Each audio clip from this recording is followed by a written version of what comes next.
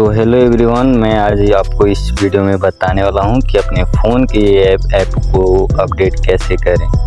तो आपको अपने इस ऐप को अपडेट करने के लिए अपने प्ले स्टोर में यहाँ पर आ जाना है और यहाँ पर आने के बाद से अपने इस प्रोफाइल पर क्लिक करना है और क्लिक करने के बाद से ऊपर कीजिएगा और यहाँ पर लिखा होगा मैनेज ऐप एंड डिवाइस। आप इस पर क्लिक कीजिए।